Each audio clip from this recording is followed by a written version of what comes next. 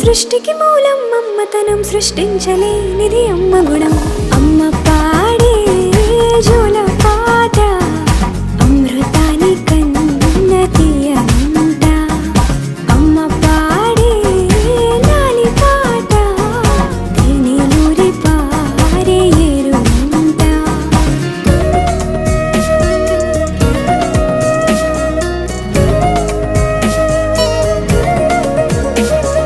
నింగిని తాకే మేడలకి పునాది రాయి అమ్మా, అందం పొందిన ప్రతిశిలకి యులిగాయం అమ్మా.